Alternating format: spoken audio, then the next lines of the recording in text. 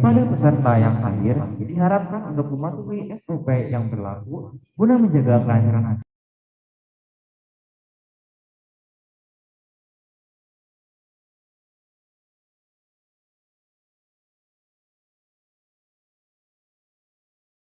Dan menggunakan virtual background yang telah disediakan.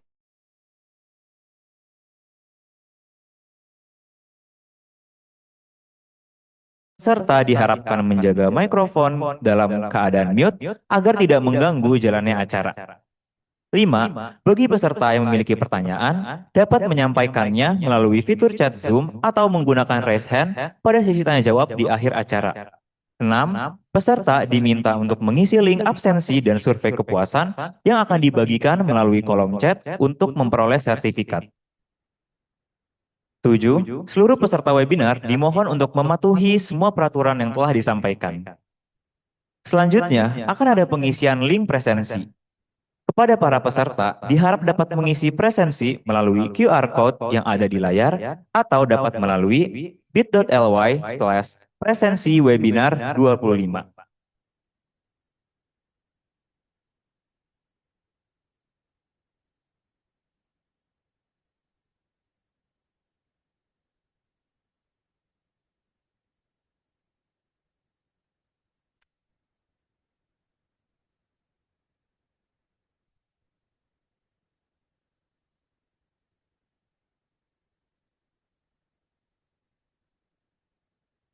Selanjutnya, marilah kita bersama menyanyikan lagu kebangsaan, lagu Indonesia Raya, dan dilanjutkan dengan menyanyikan lagu Mars FKM UI. Kepada operator, kami persilakan, dan kepada hadirin semua dimohon untuk berdiri.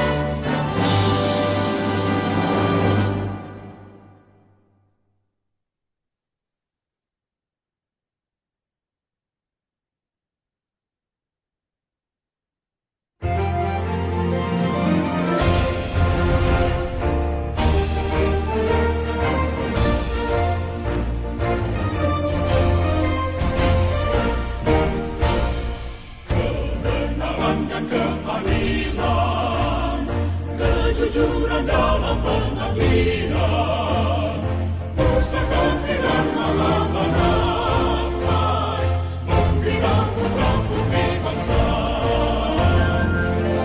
dan derap langkah gembira, menimba ilmu yang berguna, bagi keselamatan masyarakat, karya FKM untuk Indonesia. Jiwa juang hadapi tantangan, bangkit hadapi rintangan. Ilmu teknologi kesehatan untuk rakyat makmur sejahtera.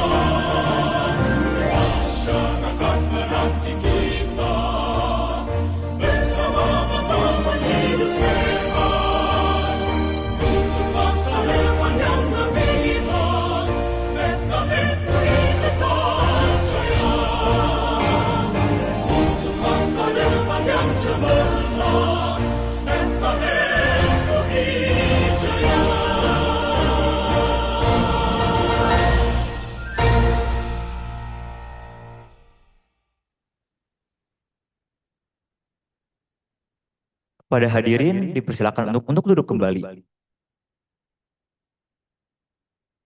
Selanjutnya akan ada pembacaan Safety and Sanitary Induction dari OHSC dan juga Envisa. Kepada OHSC dan Envisa, kami persilakan.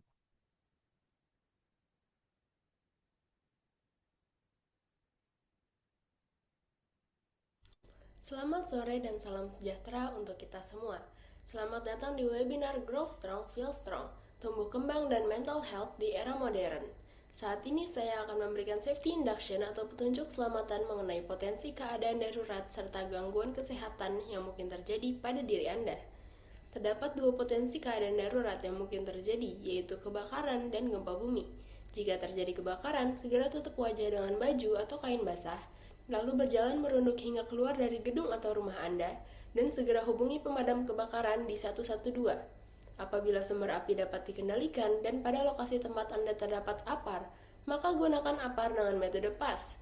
Pull, aim, squeeze, and sweep. Tarik pin pengaman, arahkan selang ke sumber api, tekan tuas untuk menyemprotkan bahan pemadam, dan sapukan ke arah sumber api secara menyeluruh. Jika terjadi gempa bumi, lakukan metode drop, cover, and hold on. Jatuhkan badan Anda, lindungi kepala dan leher dengan tangan, berlindung di bawah kursi atau meja, dan tetap bertahan hingga gempa reda. Pastikan untuk menghindari area kaca dan benda yang menggantung. Segera lakukan evakuasi ke tempat terbuka yang aman, seperti tanah lapang. Hindari penggunaan lift dan gunakanlah tangga sebagai jalur evakuasi. Jika diperlukan, hubungi nomor darurat nasional Indonesia di 112. Terdapat dua potensi keadaan gangguan kesehatan yang mungkin terjadi pada diri Anda, yakni low back pain dan glare. Untuk menghindari low back pain, pastikan posisi Anda nyaman dengan punggung, kepala, dan leher tegak dan tidak miring ke samping. Pastikan pundak tidak terlalu terangkat maupun terlalu ke bawah. Posisikan kaki pada sebuah sandaran kaki dan lakukan peregangan selama 10 menit setiap break. Untuk kondisi glare, pastikan untuk menatap layar laptop ataupun gadget dengan tidak membelakangi cahaya. Dan istirahatkanlah mata setiap 20 menit dengan melihat ke kejauhan selama 20 detik. Selamat menikmati acara ini. Tetap utamakan keselamatan dan kesehatan diri Anda. Karena budaya ketiga, budaya kita. Selamat sore, selamat datang di acara webinar Grow Strong, Feel Strong, Tumbuh Kembang dan Mental Health di Era Modern, Fakultas Kesehatan Masyarakat Universitas Indonesia 2025. Menjaga diri serta lingkungan tetap bersih dan sehat jadi tugas kita semua untuk menciptakan kenyamanan bersama. Oleh karena itu, saya mohon luangkan waktu sejenak untuk memperhatikan industri sanitasi yang akan saya sampaikan. Dihimbau pada seluruh hadirin untuk selalu menjaga kebersihan diri dan lingkungan sekitar dengan langkah-langkah berikut. 1. Selalu mencuci tangan selama minimal 20 detik dengan sabun air mengalir sebelum dan setelah beraktivitas. Jika tidak memungkinkan, Anda dapat menggunakan hand sanitizer untuk membersihkan tangan Anda. 2. Menjaga kebersihan lingkungan sekitar dan membuang sampah pada tempatnya. Oleh karena itu, pastikan saat acara ini berlangsung, para hadirin memiliki tempat sampah yang berada di sekitar Anda. 3. Harap menggunakan masker jika saat ini di antara para hadirin ada yang sedang sakit dan hendak berinteraksi dengan orang-orang di sekitar Anda. Saya harap para hadirin dapat memahami dan mematuhi industri sanitasi ini untuk menjaga kebersihan lingkungan dan kesehatan bersama. Atas perhatian dan kerjasamanya, saya ucapkan terima kasih.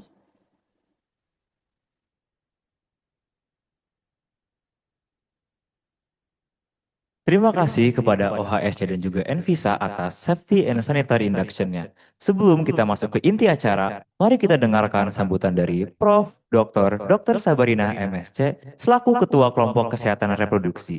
Pada Prof. Sabarina, waktu dan tempat dipersilahkan.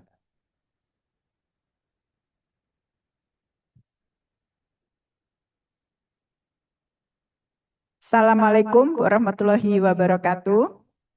Selamat sore, baik kepada adik-adik mahasiswa, Prof. Kamal yang hadir luring maupun yang sudah hadir daring, Bapak Ibu dosen juga. Dan pada sore hari ini, puji dan syukur selalu kita panjatkan kehadirat Allah Subhanahu wa Ta'ala bahwa kita dapat berkumpul dan menyelenggarakan satu webinar. Webinar ini diselenggarakan dalam rangka mata kuliah dasar kesehatan reproduksi yang merupakan mata kuliah wajib bagi program studi ilmu S1 reguler maupun ekstensi ilmu kesehatan masyarakat di FKM UI. Dan ini adalah suatu ekspresi dari mahasiswa yang menyelenggarakan dengan sangat baik dan sudah merencanakannya dengan sangat baik. Pada sore hari ini kita akan membahas hal terkait dengan tumbuh dan kembang.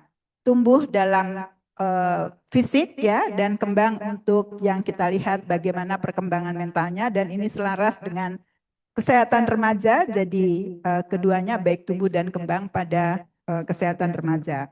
Kemudian saya sampaikan terima kasih yang sebesar-besarnya kepada Prof. Kemal Siregar yang akan nanti menjadi moderator dalam diskusi, dan kemudian ada dua narasumber yaitu Dr. Margareta Sitanggang dari UNFPA. Terima kasih Ibu sudah hadir.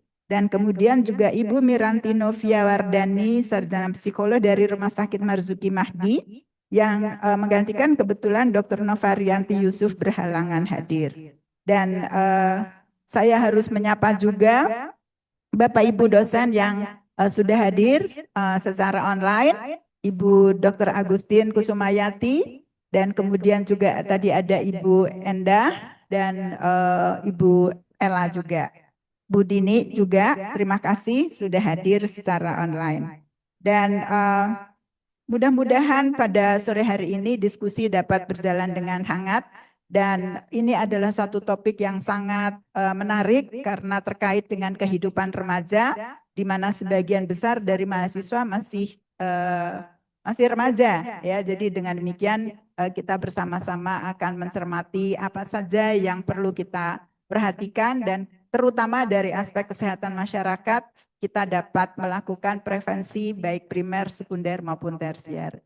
Demikian saya dari kesehatan reproduksi, dari kelompok studi kesehatan reproduksi, yang dalam hal ini memang sangat mendorong mahasiswa untuk melakukan kegiatan serupa seperti ini, supaya memang kompetensi dari mahasiswa dapat meningkat, bukan hanya dalam substansi tetapi juga di dalam soft skill. Terima kasih kepada semua yang mendukung terselenggaranya webinar ini, dan ini adik-adik mahasiswa juga sudah tampaknya cukup piawai sebagai penyelenggara. Mudah-mudahan semua berjalan lancar. Terima kasih. Assalamualaikum warahmatullahi wabarakatuh. Waalaikumsalam. Terima kasih kepada Prof. Sabarina atas sambutannya. Selanjutnya, izinkan saya memperkenalkan moderator pada webinar hari ini, yaitu Prof. Dr. Kemal Siregar, MPH, PhD. Beliau merupakan guru besar di Departemen Biostatistik dan Ilmu Kependudukan Fakultas Kesehatan Masyarakat Universitas Indonesia, sekaligus Ketua Health Informatics Research Cluster FKM UI. Prof. Kemal juga menempuh PhD di bidang Public Health di University of Exeter, UK, serta merupakan alumni Fakultas Kedokteran Universitas Indonesia. Fokus penelitian beliau meliputi informatika kesehatan, biostatistik, digital health, artificial intelligence, kesehatan reproduksi, hingga penyakit kardiovaskular. Dan beliau telah berkontribusi dalam lebih dari 100 publikasi nasional maupun internasional. Beliau juga pernah menjabat sebagai Dekan FKM UI pada periode tahun 1990 hingga 1993, Ketua IAKMI atau Ikatan Ahli Kesehatan Masyarakat Indonesia pada tahun 2004 hingga 2007, Senior Monitoring and Evaluation Advisor Program Kesehatan USAID pada tahun 2001 hingga 2007, serta Sekretaris Komisi Penanggulangan AIDS Nasional pada tahun 2012 hingga 2016. Pada sesi selanjutnya, Prof. Kemal yang akan memandu jalannya pemaparan materi oleh para narasumber. Dengan hormat kepada Prof. Kemal dipersilahkan untuk memimpin jalannya pemaparan materi.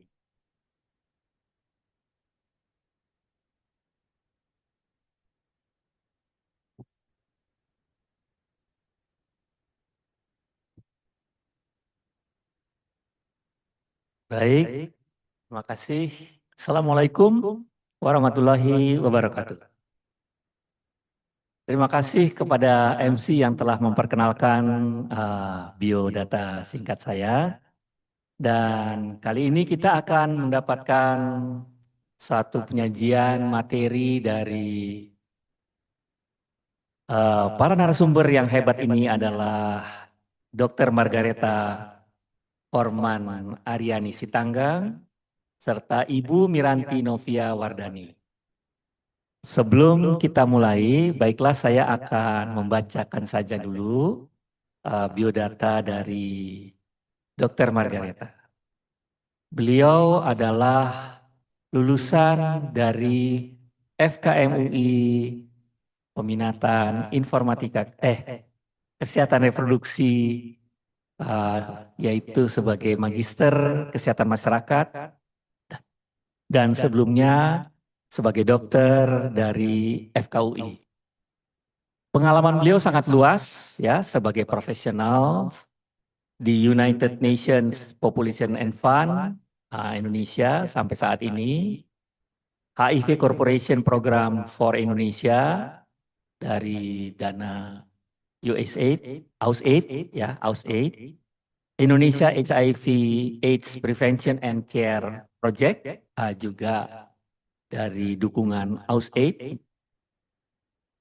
Pernah berpengalaman di The Global Funds ya khusus untuk AIDS komponen dan bekerja sama dengan Kementerian Kesehatan serta Kios Atmajaya di kemudian Medicine Science Frontier France ya sebagai dokter.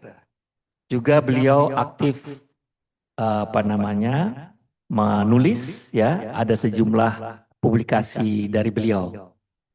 Untuk ini saya sangat mengharapkan kiranya Dr. Margareta bisa menyampaikan satu materi yang saya kira penting sekali untuk kita simak bersama, mendorong tumbuh kembang remaja di era modern dalam perspektif global program. Untuk ini saya persilakan dengan hormat kiranya Ibu Dr. Margareta Sitanggang bisa menyampaikan materinya. Silakan Bu. Terima kasih banyak Prof. Kemal. Selamat sore Ibu dan Bapak, teman-teman semua. Saya sangat berterima kasih Prof. Kemal, jadi tidak enak. Saya muridnya Prof. Dan juga saya mengucapkan terima kasih banyak selamat sore kepada Prof. Sabarina dan juga Ibu Bapak dosen yang sebelumnya telah mengajar saya waktu saya mengejar gelar S2 di FKM UI. Semoga Ibu dan Bapak dan teman-teman di FKM UI dalam keadaan sehat. Pada kesempatan ini saya mohon izin untuk sharing lebih tepatnya ya pengalaman saya di UNFPA United Nations Population Fund dalam isu kesehatan reproduksi remaja yang merupakan salah satu komponen penting untuk mendorong terjadinya memastikan tumbuh kembang remaja di era modern ini berjalan dengan aman dan bisa memenuhi potensi orang muda. Teman-teman, kalau di chat box nanti saya atau dari tim panitia sudah mengirimkan link. Saya juga bisa kirim sekarang lagi, atau mungkin panitia bisa kirim linknya. Yang tadi saya sudah kirim ke Ibu Ari, panitia dari UNFPA. Saya sebentar share screen.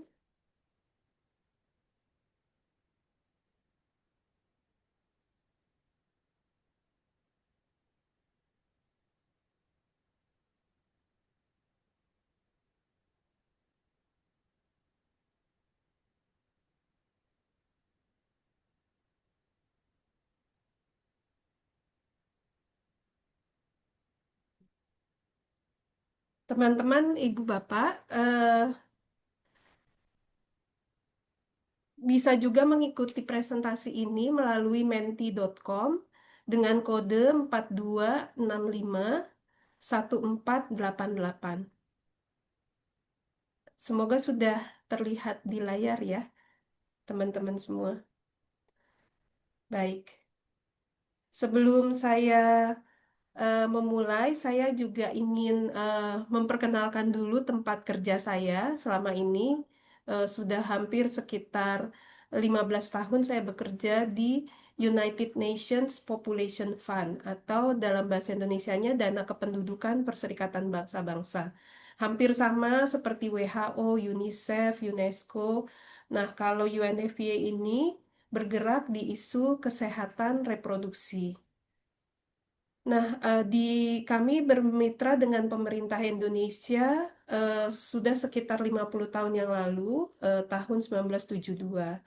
Dan di tingkat global kami punya misi utama yaitu menciptakan dunia di mana setiap kehamilan itu berlangsung direncanakan, kemudian setiap kelahiran atau persalinan itu berlangsung dengan aman, dan yang ini yang terpenting, setiap potensi orang muda terpenuhi. Untuk mencapai 3 misi tersebut, kita ada apa ya, mandatnya 3 zeros. Pertama, menghentikan kematian ibu yang dapat dicegah, kemudian menghilangkan kebutuhan yang tidak terpenuhi atau unmet need untuk keluarga berencana, dan yang terakhir menghilangkan kekerasan berbasis gender dan praktek-praktek berbahaya.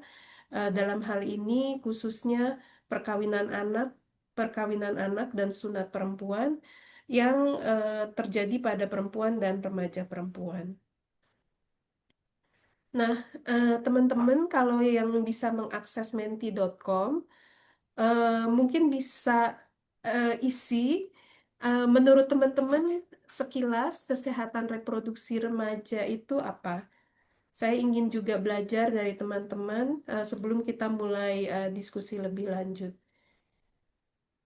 Apakah bisa teman-teman mengisi sedikit eh, apa yang terpikirkan kalau mendengarkan kesehatan reproduksi remaja?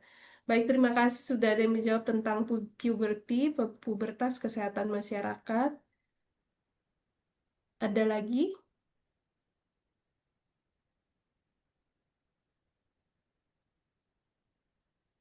Ada pernikahan dini, kalau di sekarang perkawinan anak ya yang lebih dikenal oleh pemerintah, menstruasi, peak air, eh, wanita usia subur, konsen, ya ini bagus sekali karena itu yang biasanya menjadi masalah penting ya, yang perlu ada infeksi menular seksual, juga menghadapi stres dan depresi. Ada terkait beberapa kali saya lihat ada infeksi menular atau penyakit menular seksual, awareness ya, karena seringkali kesehatan reproduksi remaja kurang mendapat prioritas tapi merupakan satu hal yang penting. Saya senang ada yang menulis sex education karena ini juga bisa membantu remaja untuk eh, memahami tentang perkembangannya, termasuk di sini tentang isu menstruasi, pubertas. Baik. Terima kasih banyak teman-teman sudah eh, menambah wawasan saya tentang apa pendapat teman-teman begitu pertama kali mendengarkan kata kesehatan reproduksi remaja. Baik, selanjutnya,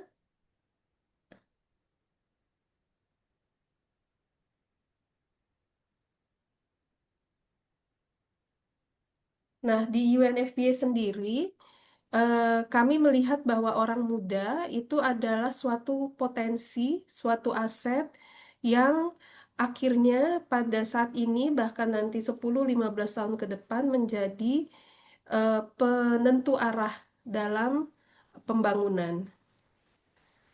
Nah, teman-teman, saya juga sekarang juga pingin bermain. Menurut teman-teman, kelompok umur remaja di Indonesia yang berdasarkan kebijakan yang ada di Indonesia itu rentang umurnya dari berapa sampai berapa tahun?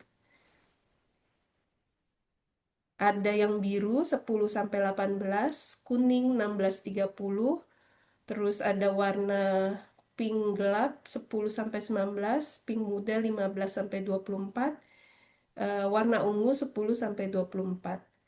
Silakan teman-teman yang ingin berpartisipasi, iseng-iseng menebak.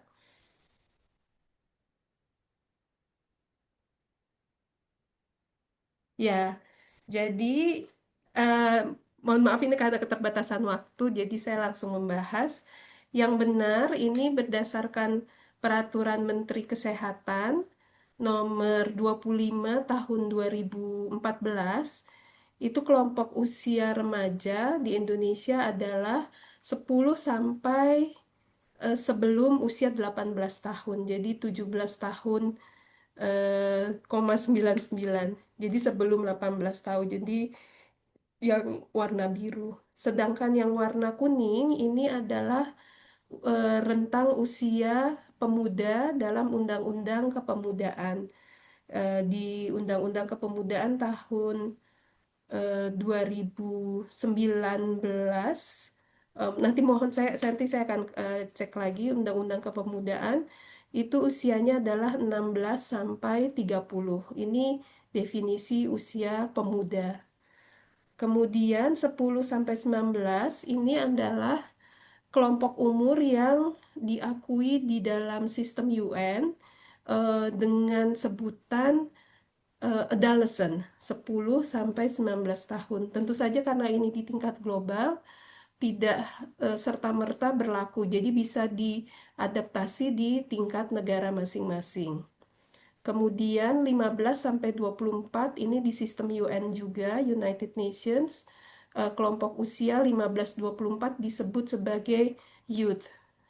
15 sampai 24. Sedangkan yang terakhir 10 sampai 24 tahun ini juga yang dianut di sistem UN, ini kelompok umur yang disebut young people.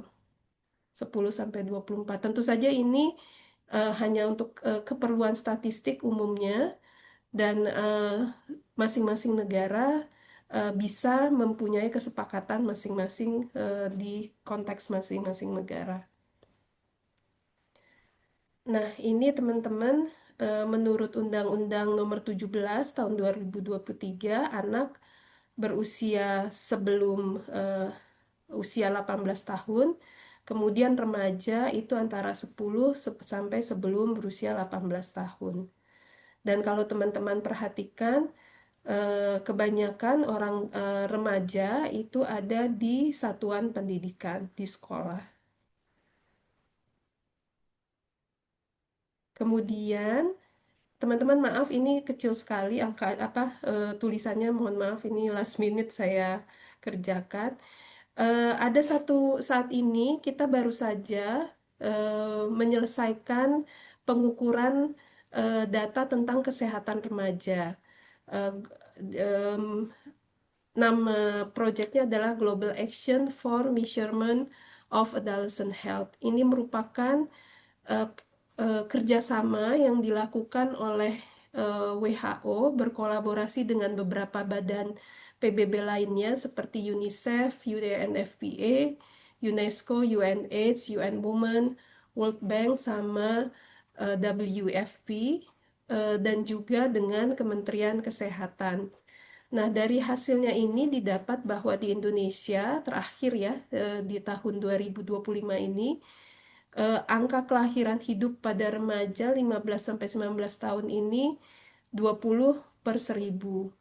Jadi apa ada kelahiran hidup di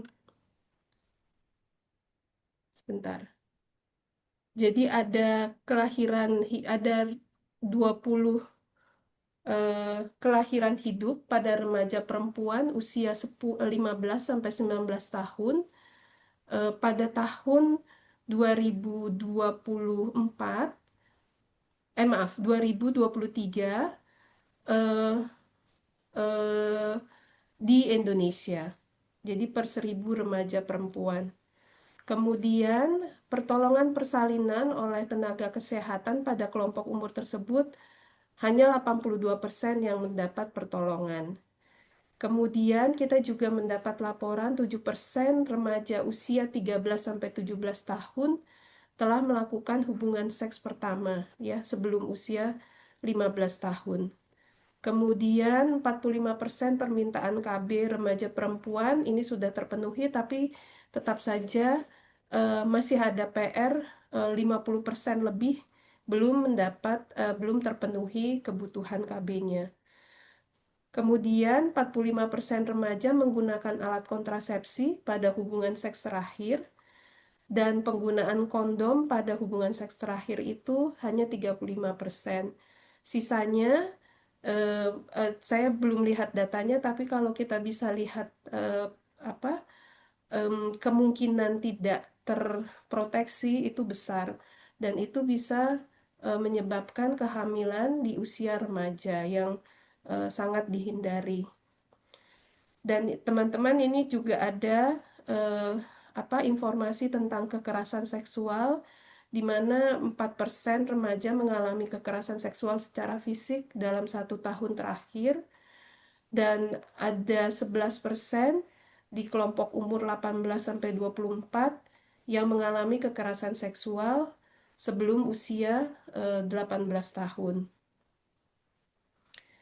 Jadi ini beberapa PR yang perlu diperhatikan oleh berbagai pihak untuk mengatasi hal ini. Nah, teman-teman, saya mohon maaf ini jadi loncat-loncat tadi ya, bicara tentang data.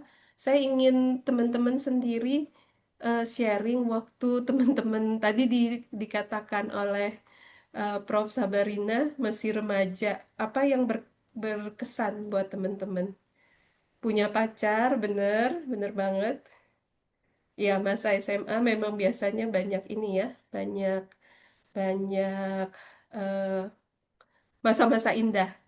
Ada penasaran, cinta monyet, sering main sama teman, jalan-jalan ya sama teman.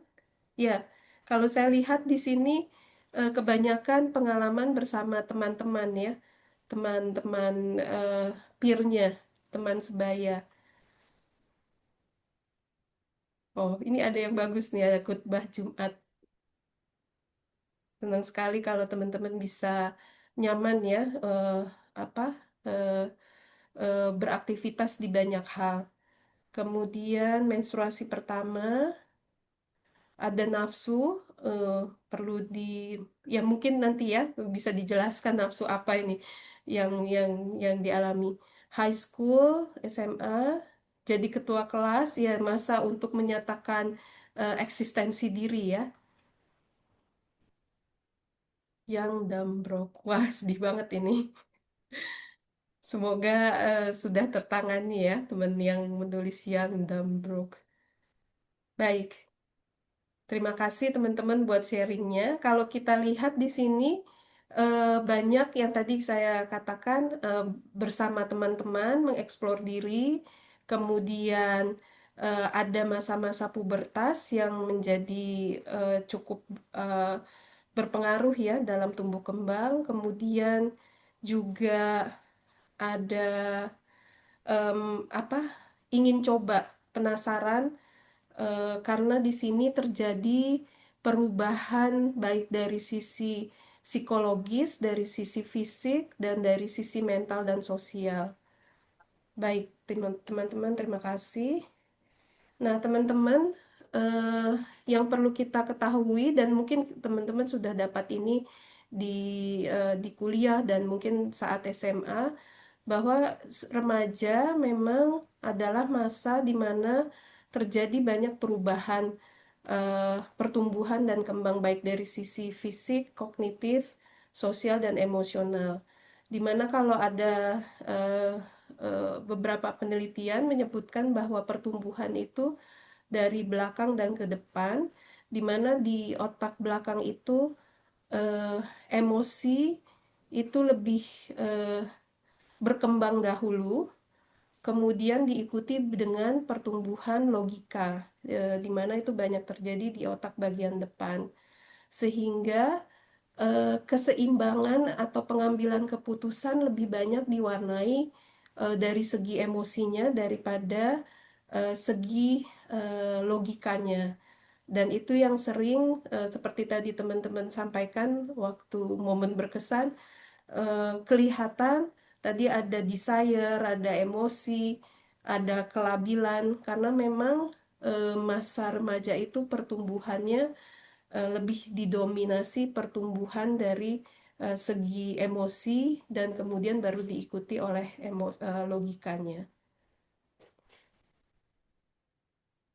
Nah, ini teman-teman adalah tumbuh kembang. Di sini saya mengambil dari presentasi Kementerian Kesehatan dari menggunakan siklus hidup dari bayi sampai lansia. Yang saya ingin eh, sampaikan dari presentasi ini adalah penyakit-penyakit di usia lansia, masalah-masalah kesehatan itu didominasi yang warna hijau yang dapat dicegah. Kemudian yang warna hijau lebih terang Bu itu sedikit, Margareta, dan kemudian kita punya waktu mungkin tinggal 3 menit lagi kali ya. Ya. oh baik Prof. Ya, baik Prof. Dan yang warna abu-abu ini yang apa? Yang tidak bisa dicegah.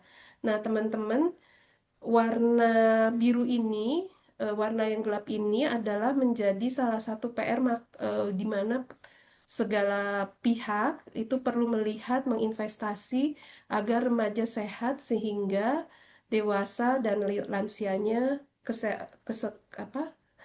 kondisi masalah kesehatan bisa lebih kecil karena dapat dicegah dari awal. Nah, kesehatan reproduksi sendiri ini mungkin saya akan lewatkan karena teman-teman mungkin sudah mendapatkannya ya dari banyak informasi termasuk kuliah, bahwa ini merupakan suatu keadaan sejahtera yang tidak hanya secara fisik tapi juga mengikuti mental dan sosial terkait kesehatan reproduksi. Teman-teman, ini saya ingin juga berbagi. Bisanya teman-teman ada waktu 1 menit untuk sharing mitos atau kebingungan informasi terkait kesehatan reproduksi remaja. Kalau ada teman-teman yang bisa mengisi sedikit.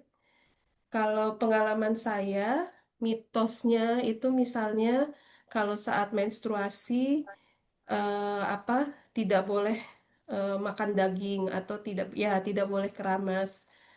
Benar. Dan biasanya ya mitos ini bisa terjadi, eh, maksudnya mitos karena sudah bisa akses di online. Ya, kadang-kadang informasi di online itu kita harus hati-hati karena kalau tidak itu lebih banyak menyebarkan mitos daripada fakta yang sebenarnya. Baik, teman-teman, terima kasih sudah berbagi. Sayang saya tidak bisa baca karena keterbatasan waktu. Nah, ini teman-teman lingkup dari dari kesehatan reproduksi remaja. Banyak, tidak hanya dimulai dari memberikan informasi terkait kesehatan reproduksi, kemudian ada pencegahan kekerasan seksual yang berbasis gender, kemudian pencegahan terhadap HIV serta penanganannya, kemudian konseling dan layanan kontrasepsi, kemudian perawatan antenatal, dan juga persalinan dan postnatal, dan juga termasuk deteksi pencegahan kanker di organ reproduksi. Teman-teman, mengapa penting remaja, terutama remaja perempuan, untuk mendapatkan kesehatan reproduksi? Karena ini akan membantu teman-teman remaja, terutama remaja perempuan, untuk menyelesaikan sekolah, kemudian mendapatkan pekerjaan yang layak, kemudian menikah dan berkeluarga, mempunyai anak pada usia yang cukup, dan akhirnya bonus demografi itu menjadi bermanfaat karena remaja, termasuk remaja perempuan, bisa produktif, memberikan eh, sesuatu buat negara. Sedangkan bila remaja perempuan tidak mendapatkan informasi atau pendidikan kesehatan reproduksi, maka beberapa hal mengancam.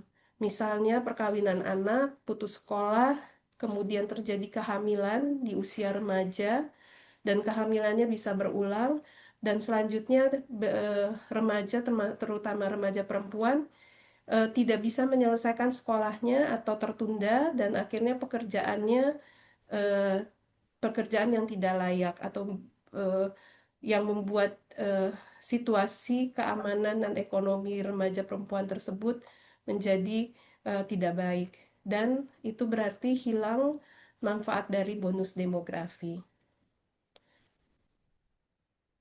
Bagaimana Bu Margareta? Sudah waktunya ya, Prof. Ya, Baik, teman-teman, ini sekedar informasi tentang program UNFPA. Nanti teman-teman bisa dapatkan dari link yang sudah diberikan oleh panitia.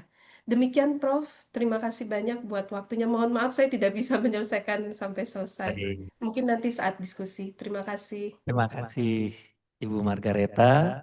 Saya kira materinya sangat lengkap ya.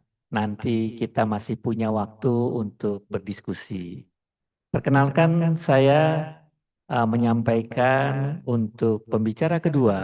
Pembicara kedua ini akan menyampaikan materinya mengenai Feel Strong, kesehatan mental remaja di tengah tekanan era modern. Sebelumnya, perkenankan saya menyampaikan biodata dari Ibu Miranti Novia Wardani. Beliau adalah lulusan dari Fakultas Psikologi Universitas Islam Bandung. Sejumlah riwayat pekerjaan beliau, khususnya di Rumah Sakit Marzuki Mahdi, ya, sampai sekarang menjabat sebagai asisten manajer hubungan masyarakat. Beliau pernah juga uh, mengampu extension community healthcare outcomes juga khusus untuk National Mental Health Center Marzuki Mahdi Hospital. Pernah juga menjabat sampai sekarang masih ya Head of Principles Bahagia Child ya.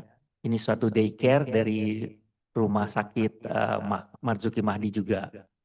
Nah, sejumlah pengalaman beliau di bidang mental health ini sungguh akan menjadi bahan bagi kita untuk mendengarkan materi dari beliau, di mana beliau juga mempunyai sejumlah publikasi, buku, dan esai. Untuk itu, kami mempersilahkan kiranya Ibu Miranti Novia Wardani dapat menyampaikan materinya. Silakan Bu. Terima kasih Profesor Kemal. Apakah suara saya terdengar? Terdengar baik Bu. Oke. Assalamualaikum warahmatullahi wabarakatuh. Salam sejahtera untuk kita semua. Pertama-tama izinkan saya menyampaikan terima kasih kepada Profesor Kemal sebagai moderator, para panitia, serta seluruh peserta webinar Grow Strong, Feel Strong, tumbuh kembang dan mental health di era modern yang sudah hadir pada sore hari ini. Perkenankan saya mewakili Dr. Nova Rianti Yusuf, SPKJ, yang pada kesempatan ini berhalangan hadir karena ada hal lain yang mendesak dan tidak dapat ditinggalkan oleh beliau. Beliau juga menyampaikan salam hangat dan permohonan maaf pada panitia dan seluruh peserta, dan saya mendapat kepercayaan untuk menyampaikan materi beliau dengan semaksimal mungkin.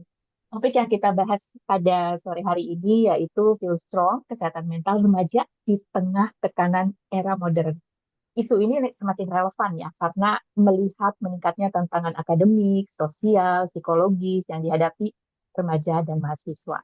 Materi yang disiapkan oleh Dr. Nova ini merangkum gambaran krisis kesehatan mental, faktor risiko, sampai langkah preventif dan intervensi dini yang dapat dilakukan baik oleh individu maupun institusi pendidikan. Jadi harapannya sih sesi ini tidak hanya menambah wawasan, tapi juga bisa memberi panduan praktis ya untuk menciptakan lingkungan yang lebih suportif bagi remaja dan mahasiswa, serta membantu di kita semua untuk paham bagaimana membangun resiliensi di tengah tekanan era modern. Oke, mungkin saya share dulu ya, Prof, untuk ininya materi.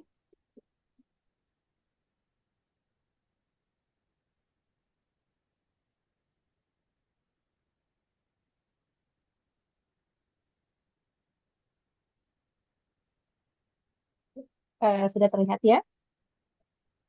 Di sini materi yang akan disampaikan adalah mengenai kesehatan mental remaja di tengah tekanan era modern. Ternyata ini memang menjadi suatu isu yang sangat penting gitu ya, apalagi ketika kita berbicara tentang remaja dan sudah banyak sekali hal-hal atau kejadian yang terjadi sehingga membuka mata kita semua bahwa kesehatan jiwa itu sama pentingnya dengan kesehatan fisik.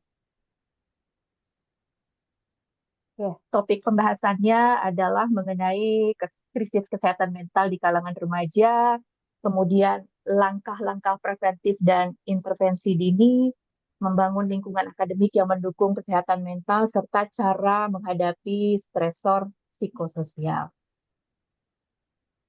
Oke. Jika kita berbicara tentang gangguan emosi yang sering terjadi pada remaja, itu biasanya yang paling tinggi ya, itu adalah gangguan kecemasan yang mungkin melibatkan rasa panik atau khawatir yang berlebihan. Nah, prediksinya ini sekitar 3,6% anak usia 10 sampai 14 tahun dan 4,6% anak usia 15 sampai 19 tahun itu mengalami gangguan kecemasan. Bukan tidak mungkin, adik-adik mahasiswa yang di sini juga mungkin ada ya yang mengalami rasa cemas, overthinking. Jadi kalau sekarang tuh biasanya disebutnya OVT. Overthinking banget saya nih gitu ya. Itu biasanya mahasiswa banyak mengalami yang seperti itu. Kemudian depresi dan kecemasan memiliki beberapa gejala yang sama, termasuk perubahan suasana hati yang cepat dan tidak terduga. Dan gangguan kecemasan dan depresi ini dapat sangat mempengaruhi kehadiran di perkuliahan, tugas kuliah, sekolah, depresi bahkan dapat menyebabkan bunuh diri. Kita lihat saja di sini ada ya kasus-kasus seperti bullying yang dialami oleh kemarin ya mahasiswa Timothy Anugrah. Dia itu korban bullying dan akhirnya diduga bunuh diri akibat dibully. Nah, kemudian juga ada mahasiswa Universitas Pakuan juga yang jatuh dari lantai 3. Dan ini banyak sekali kejadian-kejadian seperti ini, sehingga membuat semua semakin aware bahwa kesehatan mental itu adalah suatu hal yang sangat penting, sama pentingnya seperti kesehatan fisik. Oke, kita beranjak ke depresi. Menurut WHO, depresi ini merupakan gangguan mental ditandai dengan munculnya gejala penurunan mood, kehilangan minat terhadap sesuatu, perasaan bersalah, gangguan tidur atau nafsu makan, kehilangan energi, dan penurunan konsentrasi. Ini dibaca baik-baik, siapa tahu teman-teman di sini, baik yang luring maupun daring, mungkin ada ya yang mengalami ini. Nah, bisa jadi ini, tapi kita juga boleh juga kalau harus apa ya self diagnose nggak boleh. Jadi harus tetap ke profesional untuk penegakan diagnosa. Benar nggak sih depresi atau hanya kecemasan biasa atau bagaimana? Oke, kita lihat di sini ada juga suatu kondisi yang disebut burnout. Itu apa sih burnout itu? Burnout ini sendiri adalah kondisi patologis yang berkembang sebagai respons terhadap stres yang berkepanjangan. Nggak cuma stres kerja aja, bisa jadi juga stres untuk ketika kita tuh kuliah, ketika kita tuh menghadapi tugas-tugas yang bertumpuk, itu bisa memudahkan seseorang untuk mengalami yang namanya burnout. Ah, dicirikan oleh tiga indikasi, yaitu kelelahan emosional, depersonalisasi, kurangnya pencapaian pribadi. Nah, kalau kelelahan emosional itu seperti apa sih? Kalau kita bicara level individu, itu biasanya ada gejala stres kronis, kecemasan, depresi, gangguan psikosomatis. Apa saja gangguan psikosomatis? Itu seperti sakit kepala, gangguan tidur, gangguan pencernaan. Ya. Kemudian kalau depersonalisasi untuk level individu, bisa menyebabkan kurangnya empati dan kepedulian, sehingga individu tuh kayak jadi sinis, mudah tersinggung, tidak lagi menikmati tugas kesehariannya. Dan yang ketiga itu kurangnya pencapaian pribadi dalam level individu bisa menurunkan rasa percaya diri, menimbulkan rasa helplessness gitu atau ketidakberdayaan. Bahkan mungkin memicu niat untuk berhenti kuliah, nggak mau melakukan apapun, itu sangat bisa terjadi. Kemudian next yang berikutnya, ketika kita bicara mengenai krisis kesehatan mental di kalangan mahasiswa, apa saja sih faktor risikonya? Kita bisa baca di sini. Yang pertama itu adalah tekanan akademik yang tinggi. Ini biasanya dihayati oleh sebagian besar mahasiswa. Apalagi kalau di zaman sekarang ya, dengan begitu banyak hal-hal yang harus dipelajari dengan cepat gitu ya, dan memang itu membutuhkan kemampuan adjustment yang sangat tinggi gitu untuk teman-teman mahasiswa, sehingga ini akan bisa menimbulkan pressure. Dan kalau kita tidak bisa mengelolanya dengan baik, nah ini yang akan menimbulkan eh, konsekuensi atau dampak yang merugikan bagi diri kita. Kemudian beban studi yang berat, ya. Kemudian juga ada case tentang perundungan atau bullying dan budaya senioritas. Ini kadang-kala terjadi ya di beberapa program studi ya. Biasanya ada dia kayak gini yang lebih kental gitu ya budaya senioritasnya. Tapi saya yakin kalau di SKM kayaknya enggak ya. Kemudian kurangnya dukungan sosial dan sistem pendukung yang memadai. Dampaknya ke kesehatan mental itu seperti apa? Satu, penurunan kualitas hidup, gangguan fisik dan psikologis, risiko tinggi terhadap perilaku bunuh diri. Kenapa ya ini menjadi apa ya bisa melid seseorang untuk punya suicidal thought ya atau pemikiran untuk bunuh diri. Kadang-kadang pemikiran untuk bunuh diri ini bisa jadi dieksekusi, bisa jadi tidak. Sehingga ini bisa menjadi PR bersama nih untuk mahasiswanya, untuk dosennya, untuk fakultas ya, untuk bisa mengidentifikasi sejauh apa sih faktor-faktor risiko ini bisa dikelola sedemikian rupa sehingga tidak menimbulkan potensi risiko terjadinya pemikiran ya untuk bunuh diri di kalangan mahasiswa. Nah, biasanya hambatannya yang terjadi apa sih? Hambatan yang terjadi itu untuk mengakses ke perawatan kesehatan mental. Kurangnya waktu preferensi untuk mengelola diri sendiri, kurangnya akses perawatan yang memadai, kekhawatiran tentang kerahasiaan, kemudian juga ada faktor biaya, stigma, dan keyakinan bahwa pengobatan tidak akan berhasil. Nah, ini juga menjadi faktor-faktor penghambat. Sehingga kenapa kesehatan mental atau kesehatan jiwa ini menjadi susah gitu atau sulit. Menjadi challenge tersendiri untuk bisa diatasi, baik oleh mahasiswa ataupun bagi pihak fakultas. Oke, kemudian kita lihat lagi di sini, kita bicara tentang langkah-langkah preventifnya harus seperti apa, intervensi dininya harus bagaimana. Nah, pengenalan tanda-tanda krisis kesehatan mental itu bisa dimulai dengan perubahan perilaku, observasi, amati, simak baik-baik. Adakah perubahan perilaku yang terjadi? Kemudian biasanya ada penurunan kinerja akademik atau juga ada isolasi sosial. Kemudian juga pernyataan negatif tentang diri sendiri. Ini harus disikapi baik-baik. Apakah sudah terjadi tanda-tanda seperti ini? Nah, kemudian bisa dilakukan upaya untuk mengatasi itu. Kita lihat strategi copingnya seperti apa. Apakah strategi copingnya sehat atau strategi copingnya justru tidak efektif?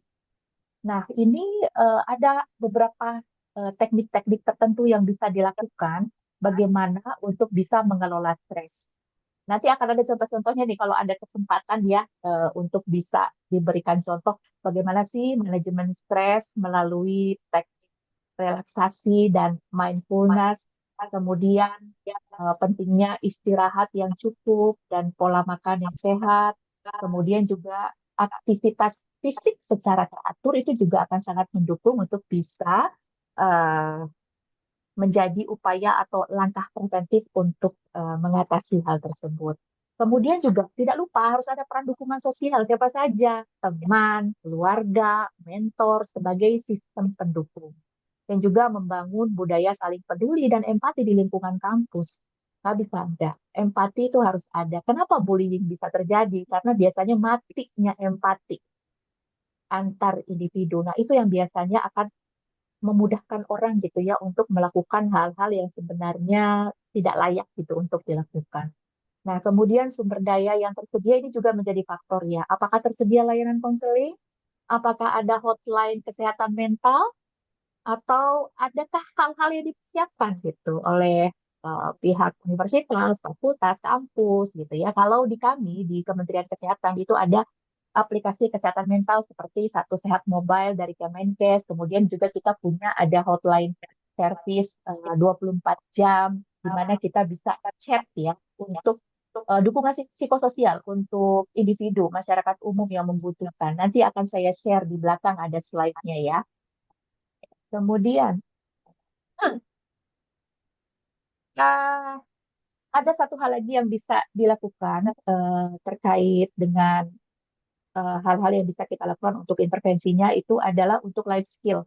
Life skill ini adalah kumpulan kemampuan dan keterampilan yang kita gunakan sehari-hari untuk berinteraksi dengan orang lain, menghadapi tantangan, mencapai tujuan hidup. Dan ini bukan hanya tentang pengetahuan akademis, tapi juga mencakup aspek sosial, emosional, dan kognitif. Nggak jarang loh mahasiswa yang berhasil itu bukan karena dia hanya sekedar pintar dan cerdas secara akademiknya, tetapi mungkin dia punya kemampuan atau resiliensi untuk menghadapi stres yang lebih baik daripada yang lain sehingga dia bisa dan mampu untuk menghadapi challenge atau tantangan di dunia akademik. Nah, ini ditentukan oleh seberapa jauh kemampuan dalam menghadapi hidup atau life skill-nya. Ini biasanya eh, terdiri dari komponen kesadaran diri, empati, komunikasi efektif, hubungan interpersonal, critical thinking, creative thinking, membuat keputusan, pemecahan masalah, mengatasi stres, dan mengatasi emosi. Ketika teman-teman mahasiswa punya atau capable gitu ya untuk bisa melakukan hal-hal yang sudah tertulis di sini, biasanya itu akan aman gitu karena paham harus bagaimana kalau misalnya ada challenge atau tantangan, apa nih yang harus saya lakukan, coping stress apa nih yang bisa saya terapkan gitu sehingga saya tidak terus-terusan terjebak dalam kondisi overthinking, cemas, dan lain-lain. Oke, kemudian bagaimana caranya membangun lingkungan akademik yang mendukung kesehatan mental? Nah, ini buat masukan ya buat pihak kampus atau universitas. Kita harus bisa satu mengubah budaya senioritas menjadi budaya mentoring. Ini penting, nggak bisa enggak. Karena senioritas itu cuma akan menumbuhkan perasaan superior sehingga semacam ada pembenaran untuk bisa memberi tekanan atau pressure kepada juniornya gitu ya. Sehingga ini akan menimbulkan konflik, eskalasi konflik meningkat dan akhirnya terjadilah hal-hal yang tidak diinginkan di lingkungan kampus yang meliding gitu menjadi sesuatu yang kontraproduktif buat mahasiswa dan membuat mereka lebih mudah untuk mengalami gangguan kesehatan mental. Jadi diubah budayanya menjadi budaya mentoring atau pendampingan, coaching, mentoring itu harus dilakukan.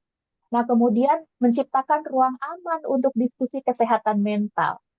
Ini harus ada kesadaran penuh dari pihak kampus, pihak universitas bahwa kesehatan mental itu sama pentingnya dengan kesehatan fisik.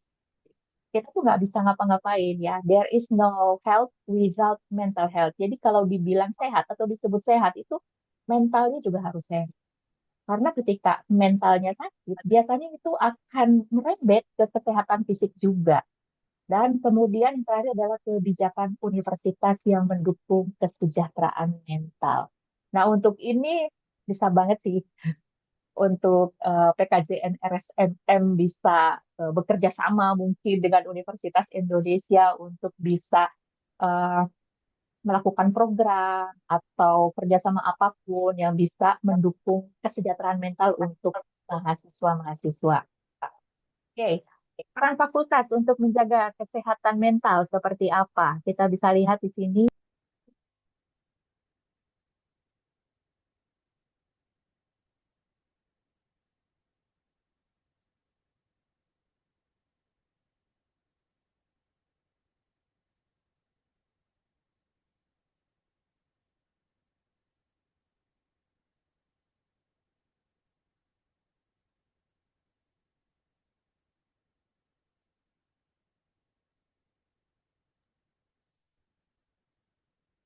Terdengar suara saya ya, Prof? Terdengar suara saya?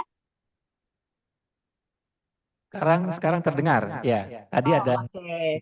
Ada ke ini pencet ya. Oke. Jadi kalau Kalau di UI saya tahu sih untuk kesehatan mental atau akses untuk ke arah sana itu sangat-sangat disupport dan didukung ya oleh universitas. Kemudian meningkatkan kesadaran dan menghilangkan stigma terkait masalah kesehatan mental, menyediakan pelatihan, program pengembangan keterampilan kesehatan mental kepada mahasiswa, kemudian juga kolaborasi dengan lingkungan eksternal. Ini seperti yang dilakukan sekarang ini sebenarnya bentuk kolaborasi. Kemudian menyediakan tim tanggap darurat, menciptakan lingkungan yang mendukung kesehatan mental. Jadi, kesehatan mental itu bukan hanya tugas satu pihak saja, tapi tugas semua pihak yang ada di dalam lingkungan akademik, baik dosen, baik fakultas, universitas, maupun di level individu untuk setiap mahasiswa yang memang ada di dalam lingkungan universitas. Ya, kemudian kita bicara lagi tentang cara menghadapi stresor psikososial. Ini harus gimana nih?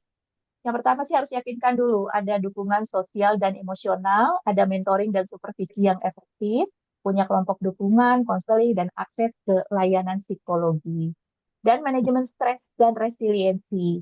Ini nanti akan diajarkan di ada nih. Kalau misalnya ada waktu nanti saya bisa memberi contoh dikit lah gimana teknik relaksasi, mindfulness, ya seperti itu. Untuk bisa mensupport atau mengembangkan ketahanan mental atau resiliensi. Kemudian juga pengelolaan lingkungan, ya budaya perkuliahan, budaya belajar itu harus bisa mendukung ke arah kesehatan mental. Kemudian juga evaluasi dan tindak lanjut, harus ada monitoring kesejahteraan mahasiswa, kemudian juga ada promosi kesehatan mental di lingkungan kampus. Mohon maaf Bu Miranti, ada 2 menit lagi. Siap. Sedikit lagi ini. Beberapa teknik stabilitas emosi ini bisa kita lihat di sini ada butterfly heart, ada pernapasan kotak, ada grounding juga, kemudian relaksasi, mindfulness, journaling. Nanti teman-teman mahasiswa bisa mengakses ini, membaca ini ya. Oke, kemudian ketahanan resiliensi itu sebenarnya intinya adalah seberapa tangguh kita bisa menghadapi challenge atau seberapa tinggi kita bisa melambung kembali ketika kita dijatuhkan. Itu adalah resiliensi. Oke, kemudian ini saya mau memperkenalkan bahwa di Marzuki Mahdi ada layanan yang disebut The Patents. Teman-teman di sini bisa lihat capture untuk nomornya. Ini adalah WhatsApp chat only. Ini kalau misalnya chat ke sini itu akan dilayani oleh konselor, psikolog, perawat, psikiater yang berjaga standby 24 jam di saat teman-teman mengalami krisis dan butuh pendampingan. Oke, kemudian yang berikutnya ada telemedicine. Ini juga akan bertemu dengan psikiater, psikolog di sini ya untuk bisa mengakses layanan kesehatan mental. Oke, demikian Profesor Kemal. Sudah sampai di slide terakhir. Mungkin kita bisa berlanjut ke sesi berikutnya yaitu tanya jawab. Terima kasih. Terima kasih Ibu Miranti. Kita masuk kepada sesi tanya jawab. Ya, kita punya waktu mungkin 20-an menit ya, ya. Dan tadi dari panitia menyampaikan bahwa 3 penanya terbaik tentunya mendapatkan hadiah ya. Silakan. Siapa ini yang mau tanya? Jangan lupa sebutkan nama, kepada siapa ditujukan pertanyaan ini. Silakan. Mohon kalau bisa muncul pertanyaannya di layar atau secara verbal ya, atau ini. Ya, silakan.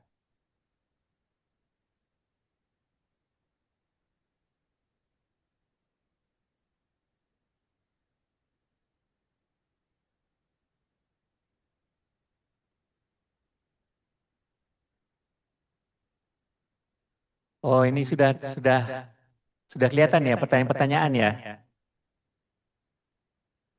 Ada di kolom chat ya. Di kolom chat ya. Ada yang bisa bantu untuk membacakan, mungkin ada yang penting di sini? Panitia mungkin bisa bacakan ya. Iya, tolong dibacakan panitia. Hurufnya kecil-kecil nih. Atau saya bantu bacakan nih, Prof. Iya. Silakan. Ini untuk Dokter Margareta, apa implikasi rendahnya penggunaan kontrasepsi pada remaja yang sudah aktif berhubungan seksual? Ada 45% pada hubungan terakhir, terutama terkait risiko kehamilan tidak diinginkan dan infeksi menular seksual. Oke, satu ya untuk Dokter Heeh. Margareta. Yang berikutnya, Bu. Kedua tuh, mengapa tingkat pengetahuan remaja tentang HIV dan PMS masih rendah meskipun akses informasi digital semakin luas dan strategi apa yang paling efektif untuk meningkatkan literasi kesehatan reproduksi?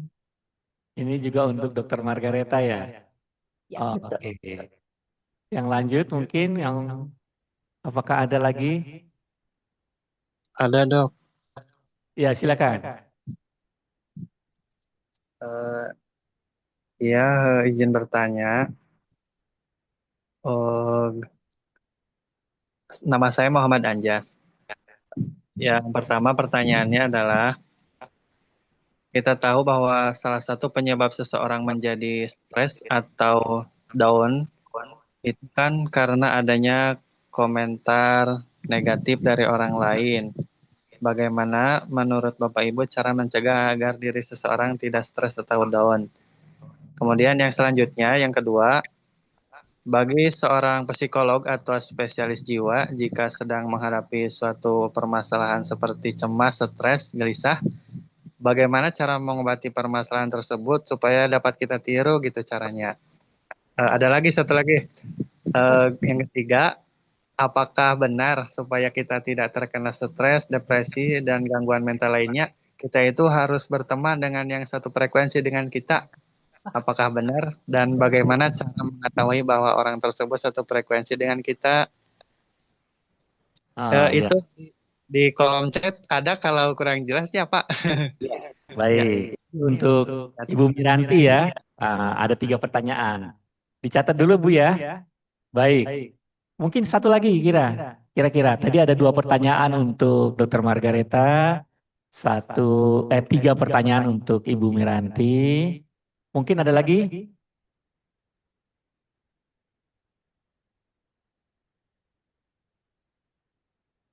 Ya. Ya, silakan.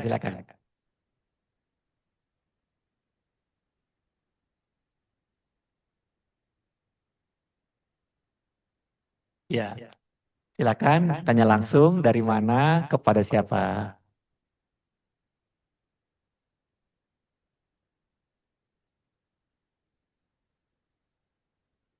Baik, Assalamualaikum warahmatullahi wabarakatuh. Selamat sore semuanya. Terima kasih telah memberikan kesempatannya untuk bertanya. Perkenalkan, nama saya Paramita. Di sini saya merupakan peserta umum di luar dari Universitas Indonesia. Saya izin bertanya kepada Ibu Margareta mengenai pertanyaan ada 2. Yang pertama, saya waktu itu sebenarnya kedua pertanyaan ini itu saya pernah melihat berita dari media sosial berupa video. Yang pertama itu saya melihat waktu itu ada kasus anak SD yang sudah menikah, tapi yang perempuannya itu bahkan tidak mengetahui apa itu menstruasi. Nah, makanya warga setempat memberi tahu gitu mengenai menstruasi tersebut. Nah, saya ingin bertanya kepada Ibu Margareta bagaimana tanggapan Ibu dan cara memberikan edukasi supaya hal seperti ini tuh tidak dinormalisasi. Dan yang kedua itu ada berita heboh, saya baru ngelihat juga belakangan ini remaja laki-laki itu hamil, tapi sebenarnya nggak kayak gitu. Jadi sebenarnya itu beliau itu mereka itu kembar. Nah, cuma saudaranya itu tidak bertumbuh kembang gitu. Nah, katanya itu kan kalau misalkan dalam biologis atau kedokteran itu akan ditangani langsung sama kondisi tubuh si ibu. Nah, tapi ternyata saudara kembarnya ini itu tetap bertumbuh di dalam saudaranya yang hidup gitu. Saudaranya yang jadi di dalam si remaja laki-laki ini itu sering mengalami sakit perut dan perutnya itu mengembang besar secara tidak wajar. Nah, setelah di ronsen ditemukan kayak kaki dan anggota tubuh lainnya gitu. Sebenarnya tidak memiliki jantung dan otak, tapi terus berkembang karena dapat suplai dari saudaranya yang hidup gitu. Nah, pertanyaannya itu, hal seperti ini tuh bisa dicegah atau tidak? Kurang lebih seperti itu sih. Terima kasih. Baik. Baik, mungkin kita harapkan tanggapan dulu ya. Nah, tadi ada 2 tambah 2 pertanyaan untuk Dr. Margareta dan ada 3 pertanyaan untuk Ibu Miranti. Saya persilakan Ibu Dr. Margareta untuk bisa menyampaikan tanggapannya. Silakan Bu.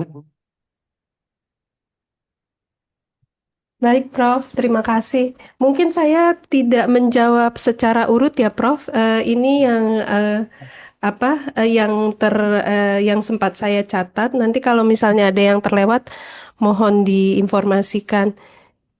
Jadi kalau saya tadi tertarik dengan pertanyaan terakhir, mohon maaf, saya tadi lupa mencatat nama nama ibu yang memberikan pertanyaan yang tentang menstruasi dan tentang remaja laki-laki.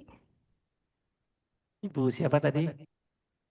Paramita. Ibu Paramita, baik, terima kasih. Jadi aspek-aspek yang perlu, tadi ada pertanyaan bagaimana memberikan pendidikan kesehatan reproduksi yang baik ya, yang supaya tidak mendapatkan informasi yang salah. Nah, memang aspek-aspek pendidikan kesehatan reproduksi itu ada beberapa. Yang pertama itu diberikan berdasarkan fakta ilmiah. Kemudian diberikannya harus bertahap. Kemudian, jadi tidak semua bisa diberikan dalam 1 jam, semua dari A sampai Z. Kemudian harus disesuaikan dengan usia dan karakteristik dari perkembangan remaja tersebut. Jadi apa yang diberikan di anak usia SD kelas 1 dan 2 tentu saja berbeda di kelas 5 dan 6, apalagi SMP dan SMA. Kemudian berbasis kurikulum. Maksudnya berbasis kurikulum ini intinya ada metode atau alat atau cara yang sudah disepakati bersama yang tentu saja berdasarkan pengalaman-pengalaman penelitian sebelumnya, data sebelumnya. Kemudian diberikan dengan yang tadi secara bertahap, terus ada waktunya, diberikan kapan, dengan apa, caranya bagaimana, itu maksudnya berbasis kurikulum. Kemudian diberikan dalam nuansa ingin memberikan secara komprehensif. Mungkin ini juga menjawab pertanyaan tadi di chat box tentang konsep satu untuk semua. Memang harus disesuaikan dengan situasi konteks sosial budaya di negara masing-masing, tapi mempunyai semangat untuk memberikan informasi selengkap mungkin kepada remaja disesuaikan dengan tumbuh kembangnya. Jadi bukan dengan semangat lebih baik saya nggak usah kasih tahu supaya dia tidak melakukan karena itu tidak menjamin. Karena remaja pasti akan mencari cara karena ada rasa penasaran akan mencari hal lain yang sumber lain untuk bisa memenuhi. Sayangnya belum tentu sumber-sumber tersebut terpercaya. Jadi kalau kita bisa memberikan sumber yang tadi, itu akan sumber yang berdasarkan ilmu, berdasarkan fakta, sesuai bertahap, itu akan memberikan peluang remaja untuk memahami dengan lebih akurat dan komprehensif. Kemudian berdasarkan pendekatan hak asasi manusia, terutama hak untuk mendapatkan informasi dan layanan kesehatan. Kemudian berdasarkan kesetaraan gender, bersifat transformatif, artinya terus berkembang. Dan tadi disesuaikan dengan budaya konteks setempat, dan pada akhirnya untuk mengembangkan keterampilan yang dibutuhkan dalam mengambil keputusan yang terkait kesehatan reproduksi. Nah, topik yang diberikan itu seberapa komprehensif? Ini ada materi yang kami juga melihat dari tingkat global dan kita ingin ini perlu disesuaikan dengan konteks Indonesia. Pertama itu belajar tentang relasi, kemudian memahami diri sendiri tentang nilai hak dan budaya, kemudian memahami gender, kemudian memahami tentang kekerasan dan cara menjaga diri, kemudian ada keterampilan dan kemampuan untuk menjaga kesehatan, kemudian baru kita sampai ke topik kesehatan reproduksinya, yaitu tentang tubuh dan perkembangannya, anatominya, kemudian pubertas. Kemudian kita belajar masuk ke dalam perilaku dan seksualitas, dan kemudian tentang kesehatan reproduksi dan permasalahannya. Jadi teman-teman tidak langsung tentang pubertas itu apa, tapi mulai dari hal-hal yang mengenal diri sendiri dan kemudian tentang relasi dengan sesama dan baru masuk ke isu-isu kesehatan reproduksi. Itu kemudian tentang masalah yang remaja laki-laki ini bagaimana, apakah bisa dicegah? Kalau menurut saya ini sesuatu yang perlu dibahas dengan dengan dokter, mungkin dokter dari obstetrik ginekologi atau dokter yang lebih paham tentang hal ini.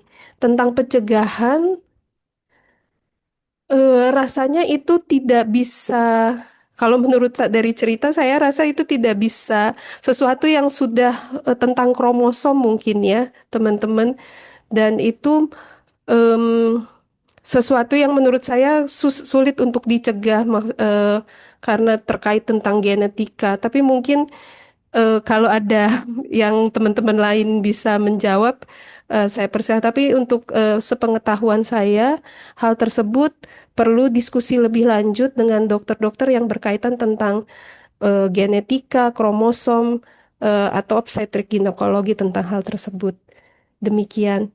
Kemudian tentang implikasi rendahnya penggunaan kontrasepsi pada usia remaja, ya ini sangat berimplikasi teman-teman, karena berkaitan tentang kehamilan yang tidak diinginkan atau direncanakan akan semakin meningkat resikonya, kemudian resiko terjadinya infeksi menular seksual.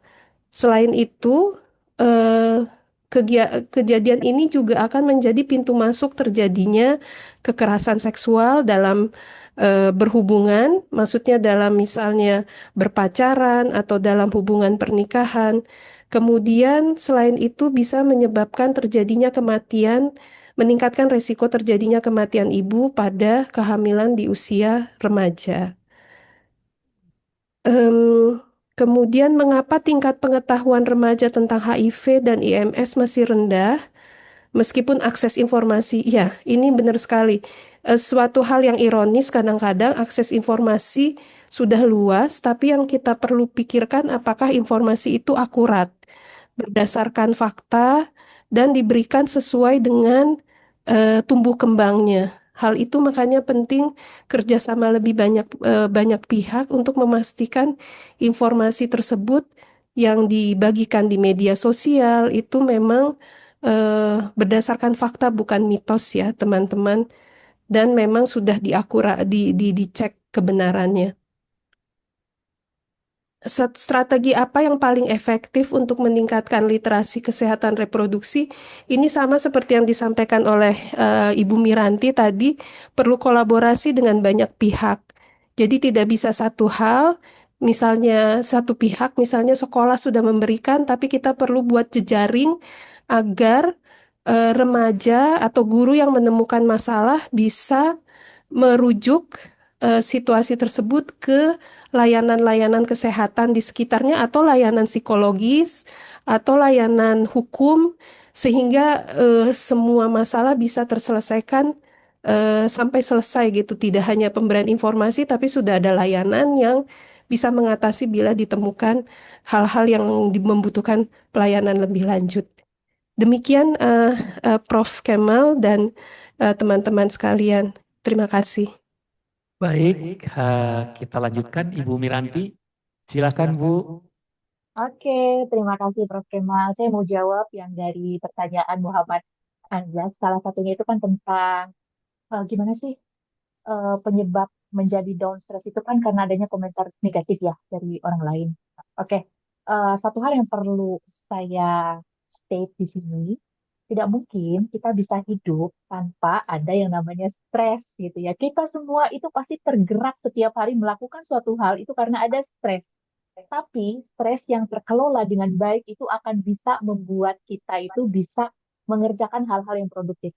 Kebayang nggak sih kalian kalau misalnya kalian nggak ada stres sama sekali, ketika ada tugas perkuliahan yang nggak akan dikerjain karena nggak cemas. Stres justru dengan adanya stres itu akan bisa membuat kita jauh menjadi lebih produktif. Tapi dengan catatan itu stresnya terkelola dengan baik. Nah, kalau misalnya pertanyaan dari Anjas itu adalah gimana kalau stresnya karena komentar negatif orang lain? Oke, yang pertama yang harus kita lakukan adalah kita harus bisa memisahkan mana yang menjadi hal-hal yang bisa ada di dalam kendali kita dan mana hal-hal yang ada di luar kendali kita. Sekarang saya tanya deh, kalau komentar negatif itu hal yang ada di dalam kendali kita atau hal yang ada di luar kendali kita? Bisa nggak kita nyuruh orang untuk tidak berkomentar negatif terhadap diri kita? Kalau jawabannya nggak bisa dan mustahil, itu artinya sesuatu yang tidak bisa kita intervensi. Kalau sesuatu yang tidak bisa kita intervensi dan kita maksa untuk bisa mengubah itu, ujung-ujungnya yang terjadi apa? Frustrasi. Sehingga hal yang paling mungkin untuk bisa kita lakukan adalah kita fokus pada apa yang ada di dalam kendali dan kontrol kita. Apa yang bisa dalam kendali kita? Cara kita merespon, cara kita menghayati situasi, cara kita menciptakan boundaries atau batasan, itu sangat-sangat bisa dilakukan. Kalau misalnya kita tahu bahwa misalnya itu akan membuat kita atau mengkondisikan kita dalam suatu situasi yang membuat kita tidak enak dengan komentar-komentarnya, maka kita bisa melakukan boundaries atau batasan. Misalnya berkomunikasi secukupnya saja atau tidak perlu berteman terlalu dalam dengan orang-orang yang memang kita tahu komentarnya akan menyakiti kita. Cukup berteman secara etika saja, secara sosial, karena kita tahu ada ketidakcocokan di situ. Mungkin ada sesuatu yang membuat kita merasa tidak nyaman atau tidak enak. Kalau buat saya, menciptakan batasan itu adalah hak setiap individu, karena kita perlu ya untuk bisa menjaga kewarasan dan kesehatan mental kita. Bukan untuk dibenci, bukan ya, tetapi untuk menciptakan batasan supaya kita sama-sama aman. Saya merasa aman dan orang lain pun aman. Jadi kalau pertanyaannya gimana nih mencegah komentar negatif, kita nggak bisa cegah komentar negatif, tetapi kita bisa mengubah mindset kita untuk bagaimana persepsi kita dibentuk terhadap situasi kondisi tersebut. Itu yang bisa kita lakukan. Karena komentar negatif orang lain itu letaknya di luar kendali kita. Gitu ya. Kemudian yang kedua, gimana sih seorang psikolog atau spesialis jiwa jika menghadapi suatu krisis permasalahan? Oke, siapapun kita, apapun profesinya, mau psikolog, mau psikiater, spesialis jiwa, bahkan seorang profesor sekalipun gitu ya, itu eh, pasti punya lah, pernah mengalami saat-saat yang berat dalam hidupnya. Nggak mungkin enggak, cuma mungkin nggak kelihatan aja gitu di mata kalian gitu ya. Jadi kita semua sama kok manusia, apapun profesi kita.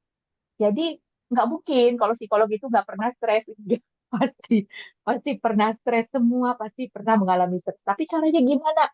Oke, cara yang paling efektif untuk bisa keluar ya dari situasi atau beban berat yang dihayati adalah eh, berbeda-beda caranya.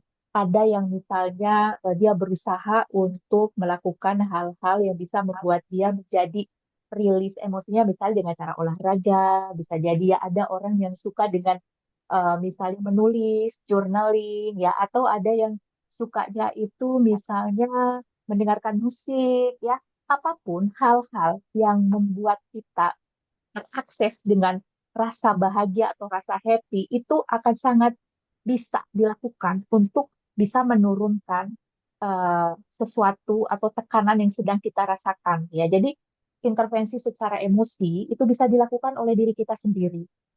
Tanggung jawab itu ada di diri kita. Jadi jangan pernah mengatakan misalnya orang itu membuat saya marah. No, kamu yang mengizinkan orang lain.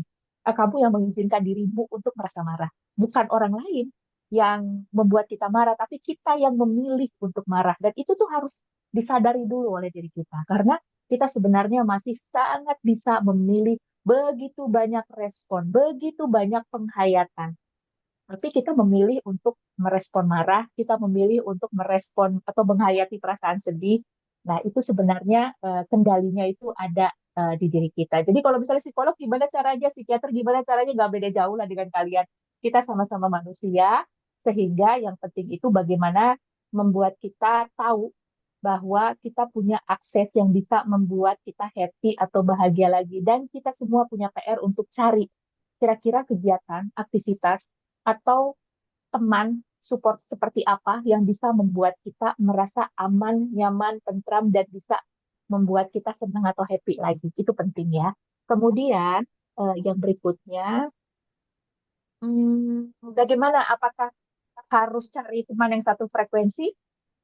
Kira-kira gimana? Satu frekuensi itu kayak gimana sih? Coba saya pengen tahu dulu.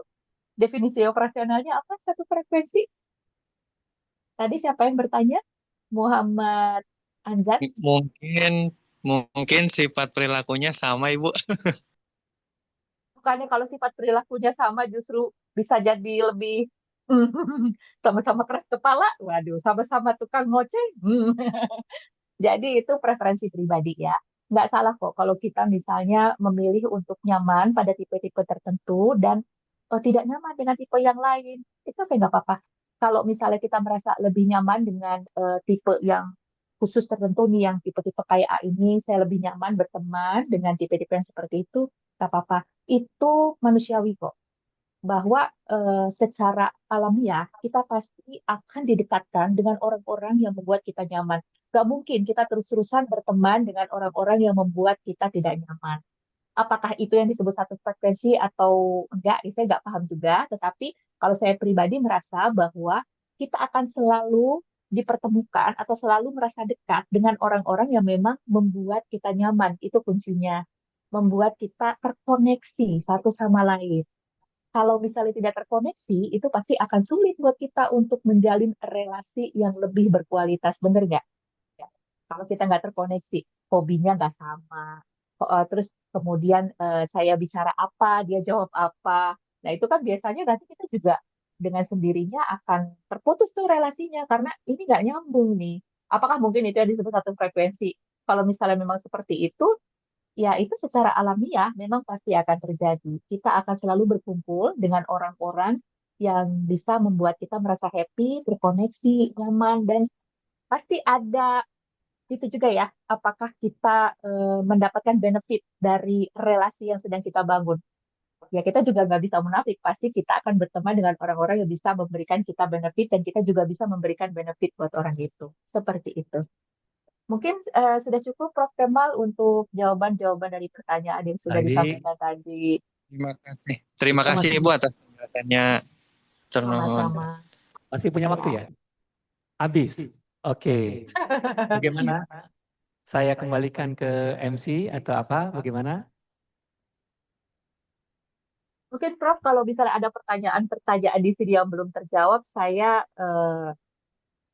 mau aja menjawabnya gitu di ini aja ya, mungkin secara tertulis gitu kalau misalnya memang Baik. Jadi waktunya terbatas. teman-teman, kalau memang masih ada pertanyaan, tolong disampaikan secara tertulis. Nanti tentu saja dengan senang hati Ibu Ranti bisa merespons.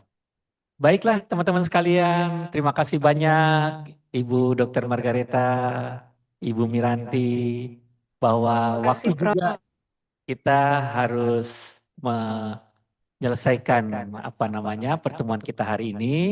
Oleh karena itu saya akan mengembalikan kepada MC. Sekian dari saya. Wassalamualaikum warahmatullahi wabarakatuh. Waalaikumsalam warahmatullahi wabarakatuh.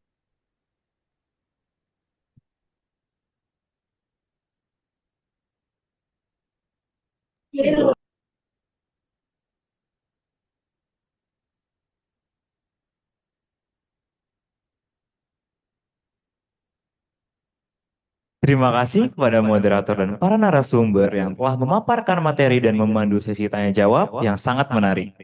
Semoga apa yang kita pelajari hari ini bisa membuka perspektif baru dan tentunya bermanfaat dalam kehidupan. Para peserta sekalian, sebelum kita lanjut ke sesi selanjutnya, kami mohon kesediaannya untuk mengisi survei kepuasan. Survei kepuasan dapat diisi dengan scan QR code yang tertera pada layar atau dapat melalui tautan bit.ly/surkepwebinar.gsfs. Saya ingatkan kembali bahwa pengisian survei kepuasan menjadi syarat untuk mendapatkan sertifikat pada webinar hari ini.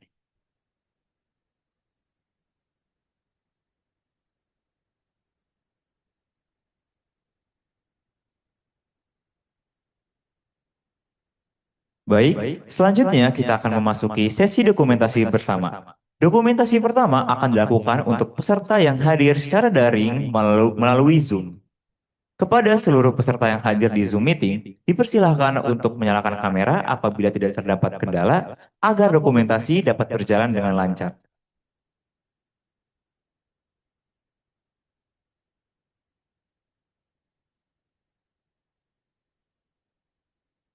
Dan kepada tim dokumentasi dipersilahkan untuk mengambil tangkapan layar atau screenshot.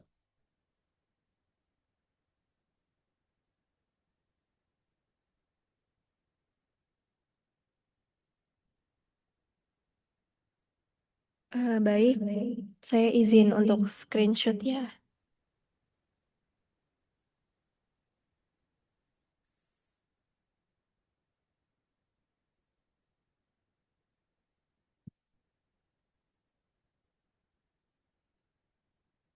Untuk slide selanjutnya.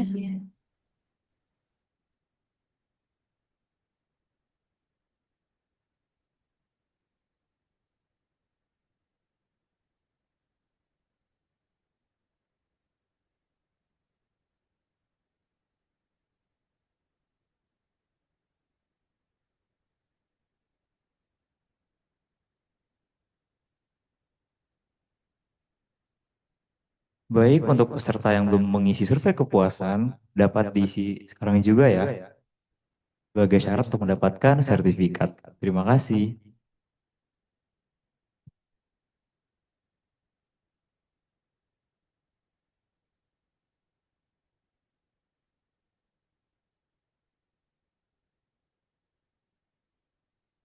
Baik, terima kasih. Selanjutnya kita akan melanjutkan sesi dokumentasi untuk peserta yang hadir secara luring ataupun offline.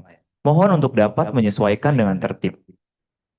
Dan kepada tim dokumentasi, dipersilakan untuk mengambil gambar dan untuk sesi foto bersama.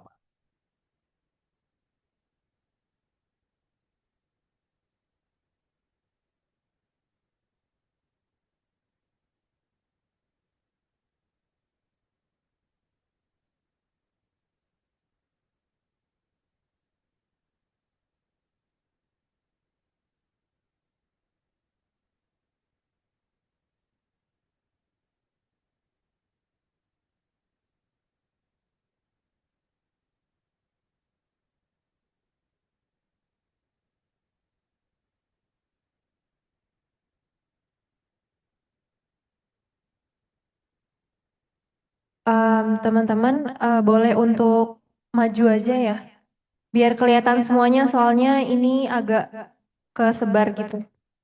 Mungkin di tengah-tengah sini bisa.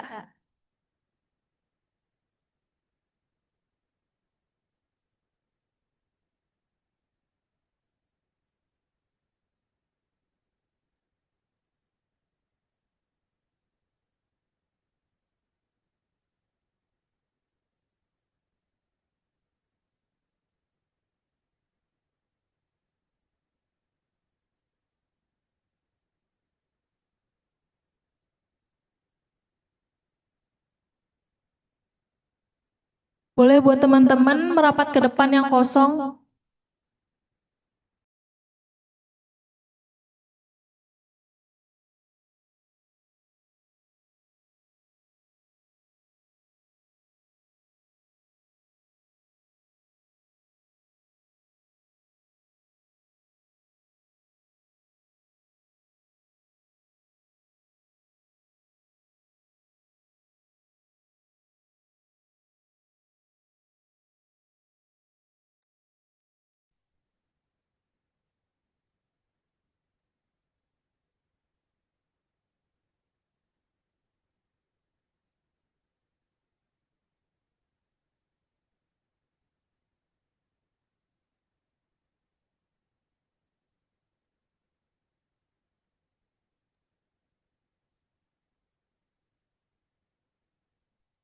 Oke.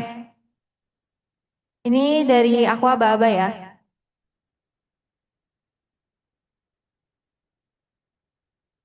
Oke. 1, 2, 3. 1, 2, 3. Boleh gaya bebas, teman-teman. 1, 2, 3.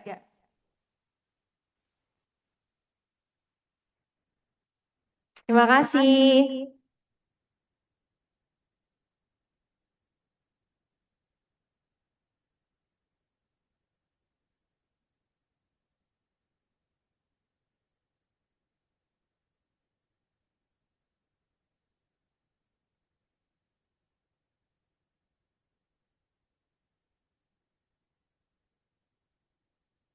Hadirin sekalian, tanpa terasa kita telah sampai pada penghujung acara. Kami menyampaikan terima kasih yang sebesar-besarnya kepada seluruh peserta yang telah berpartisipasi dan kepada para narasumber yang telah membagikan materi yang sangat informatif dan juga bermanfaat, serta kepada seluruh panitia yang telah bekerja keras sehingga acara webinar pada hari ini dapat berjalan dengan baik dan juga lancar. Semoga ilmu dan wawasan yang telah disampaikan pada hari ini dapat memberikan manfaat bagi kita semua, serta menjadi langkah awal yang baik dalam meningkatkan kesadaran dan pemahaman mengenai tumbuh kembang serta kesehatan mental di era modern. Kami juga ingin menyampaikan bahwa telah terpilih 3 penanya terbaik atas nama Vera Nabila Naban, Muhammad Anzas, dan Paramita. Bagi penanya terbaik, dimohon untuk menghubungi panitia bernama Chatbox melalui private chat Zoom untuk mengambil hadiah. Saya juga ingin memohon maaf apabila dalam memandu jalannya acara terdapat kekurangan, baik dalam perkataan maupun perbuatan. Saya Fadel, selaku Master of Ceremony pada webinar Grow Strong, Feel Strong, Tumbuh Kembang dan Mental Health di Era Modern, pamit undur diri. Sampai bertemu pada kesempatan berikutnya dan terima kasih. Wassalamualaikum warahmatullahi wabarakatuh. Shalom, Om Shanti Shanti Om, Namo Buddhaya, dan salam kebajikan untuk kita semua. Terima kasih Ibu Bapak, teman-teman, saya permisi. Adik-adik, saya permisi juga ya. Terima kasih Dok Margareta. Terima kasih Dokter Miranti, permisi.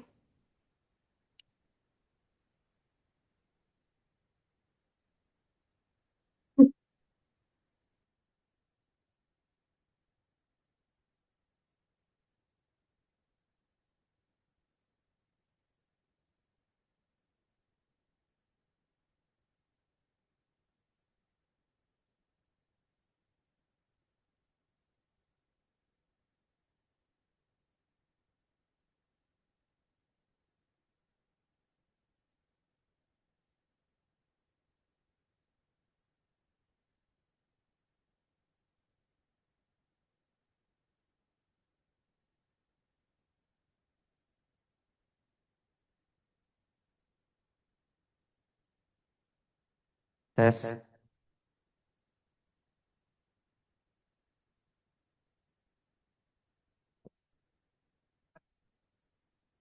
Untuk peserta yang terpilih sebagai pemenang, silakan hubungi 0858 7884 3162 atas nama Farika. Terima kasih.